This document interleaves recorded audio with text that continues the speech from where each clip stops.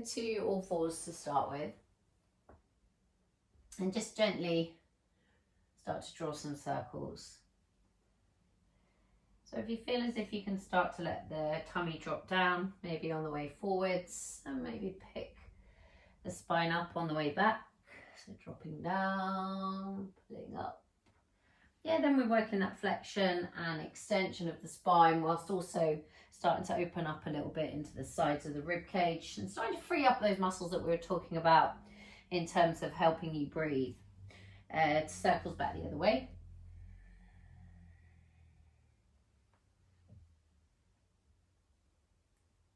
So again, flexion and extension where you can, and as much movement either side of your space as possible.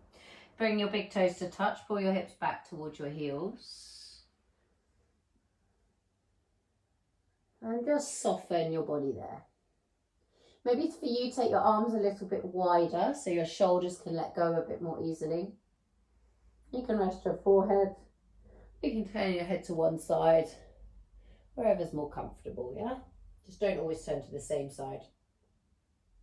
Back through center, walking yourself back safely up, hand stepping one leg forward. So you probably want your bricks here. So let's step the right leg forwards first.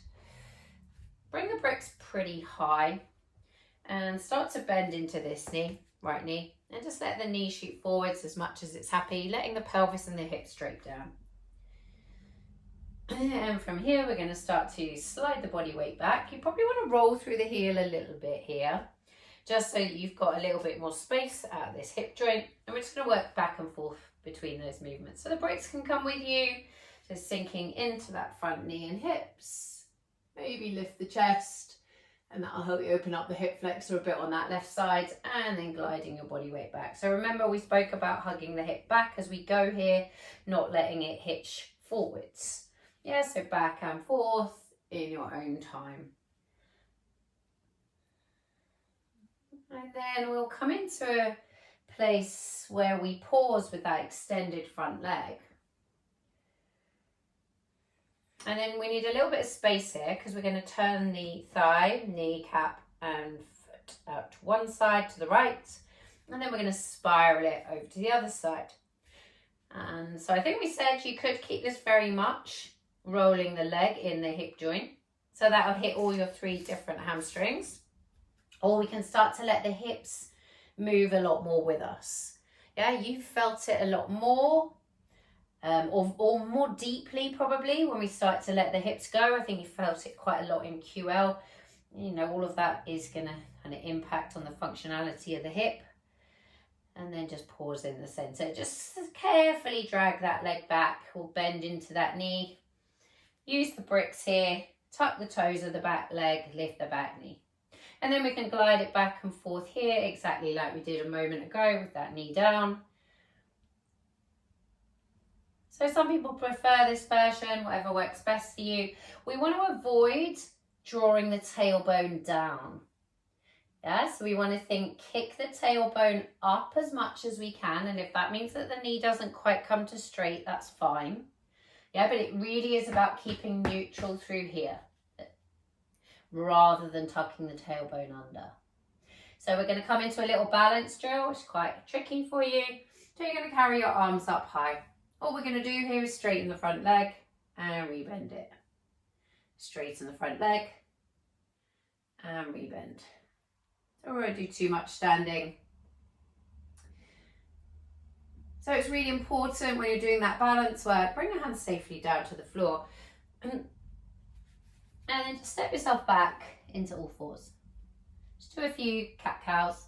Yeah, when you're working your balance work, you want to ground through the base of the big toe, the base of the little toe, and either side of the front section of the heel. So kind of here, yeah, here. That's what's going to help you with your stability. But also the muscles in the glutes and around the hip complex will be your friends during that too. So let's lift the torso upright, stepping forwards on the other side. Bring your bricks to a place where you feel supported. Just soften into that front knee. Let the pelvis straight down, starting to work into opening up quad and hip flexor on the right side. Coming up into the hip joint on the left. Glide your body weight back. So we don't really want the hips too much behind the knee here. Yeah, we want as best we can by sliding this heel forwards, knee hip alignment, and that will give us more space in that left hip. And then we can just go back and forth between those. So in our own time. Yeah, so go at a speed that feels good for you. Travel to kind of end range that feels good for you. Like my left hamstring is feeling way tighter than my right today for some reason. And then remember, we're going to pause with that straight front leg. And we'll keep it just in the hamstring first by spiraling the thigh, externally in the hip joint, and then internally. Yeah, if we want to start to feel that a little bit more into the lower back and the hips, as the foot's turning out left, the hips will bump right, vice versa. Yeah, so you're drawing essentially a U shape with the tailbone. And then we'll find our way back towards the middle. Drag the heel back a bit, walk the hands forwards, tuck the toes of the back leg, lift the back knee. Again, make sure you feel comfortable where your bricks are. And then start working back and forth through that straight front leg and bending. So just back and forth. Again, we don't want to overly strain the muscles. We just want to gently coax us into a slightly deeper range perhaps. Next time we bend into that front knee, start to come all the way up with the arms. You could work on that straightening of the front leg, rebending. Like I say, your hip stabilizers do have quite a lot to do in any sport where you're kind of rapidly changing direction. Yeah, so if we can just start to find those muscles to help us out a bit, it's not a bad thing, right? Rebend the knee. Plant the hands. I would always bring them to the floor if you can, but if not, just make sure the bricks are at a height where they're not going to topple over. Step it back into all fours. Again, just a couple of cat-cows. You can always keep your hands on the bricks if you preferred. So let's just pop those off to one side. And maybe just shake out through the wrists. For you, perhaps you could take a shoulder roll. Bring your hands behind your back, interlink your fingers. Roll your shoulders back and down. If the knees don't like this, you can always come more elevated. Yeah, so we're trying to open through the chest and shoulders. If that means you need to bend the elbows a little bit, do that. And then just start to encourage the breath to come into the space between the collarbones here. Yeah, so we're breathing to open and expand. And then to soften down. So we did a gentle neck stretch as well. So to do that, you need to bend the knees. Sorry, not the knees, the elbows. Carry the fists around towards the left side of your hip. If you've got scope to come even further, you can carry to the left side of the waist. And just let the left ear drop down towards the left shoulder here.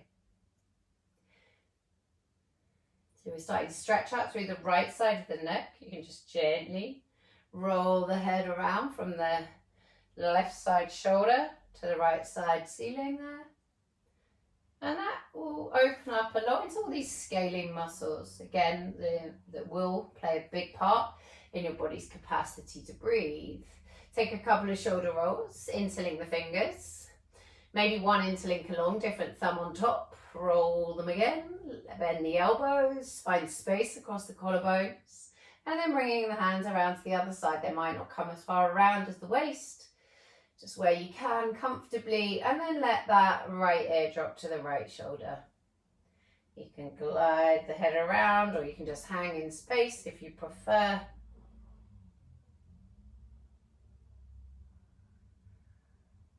That's just giving us a little bit of a breather out of the hands there while stretching into neck and shoulders, which I know is an area you can feel quite stiff in. So bring it back into all fours and just draw me some hip circles. Maybe 3 in one direction, 3 back the other way. And then from here, we're just going to extend the leg straight out behind us and then carry it round to the right. So you can place this foot down onto the floor. Make sure you've got knee-hip alignment on the left leg. And we're just going to continue with that idea of cat-cow.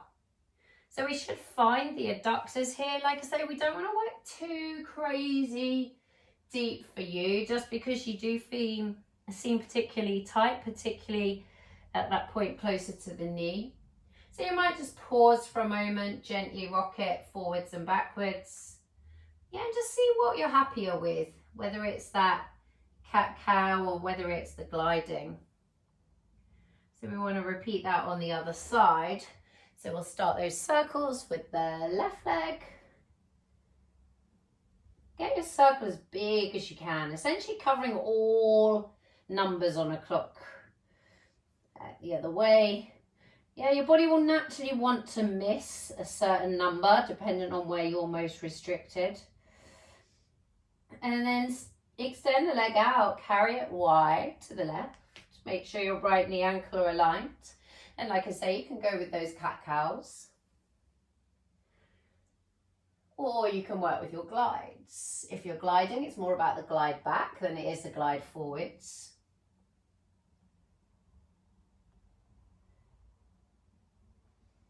Again, don't push things too far, right? Bring both knees back to the floor. Tuck the toes under, walk the hands towards the knees. Press into the hands so you kind of roll onto the balls of the feet. As you start to pick your feet, not your feet up, your hips up, losing my marbles.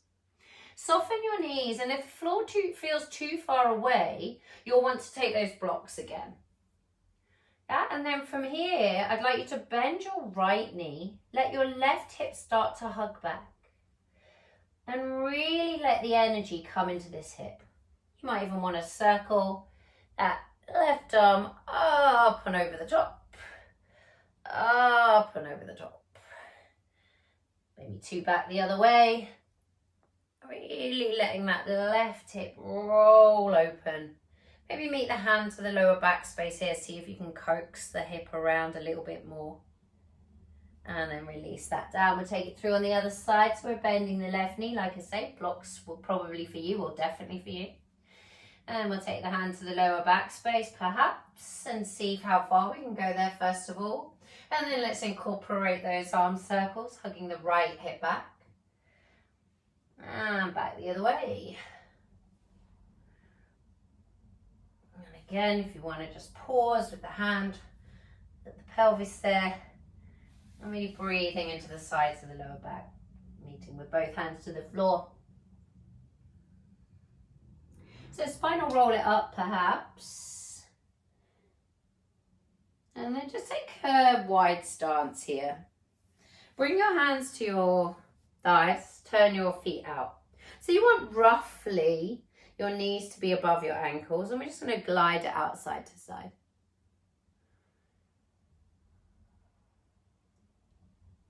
And then from here, can we come a little bit lower and keep gliding? If that's too much, which I think it might be, you're going to grab your bricks, take that same wide stance and just glide it out from here. Yes, so just think about what feels appropriate for you. Just softening into the hips where you can. And then we'll bring it to the middle. We'll turn the feet to face forwards. Maybe bring them slightly closer towards each other. Keep your hands on your bricks for now.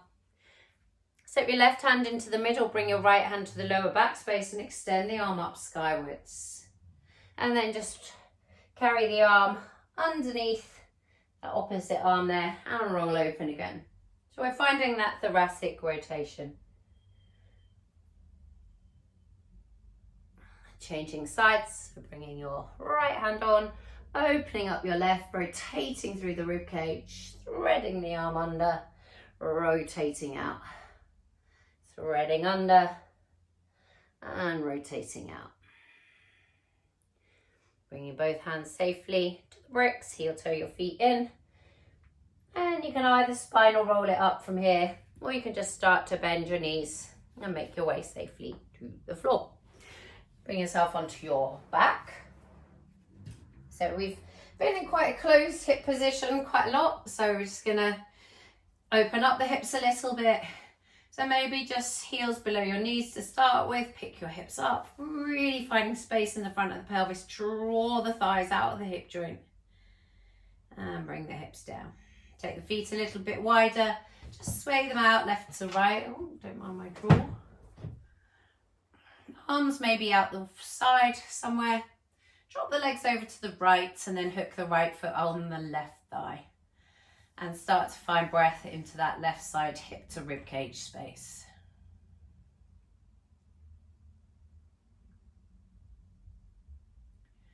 Slowly back through the center, letting your legs drop over to the left, hooking the left foot over the right thigh. Breathing into that right side. Come back through the center, pick both feet up and just draw me some circles. So really let the hips go now. So make sure it's your arms kind of creating the movement rather than your hip muscles. And then you can just meet your feet to the floor. Let the soles of the feet turn in. The knees can drop out wide. And breathe. Nice, deep, expansive breaths into the front, the sides and the back of the torso if you're able to. Don't overthink it though. And just let me know how you go.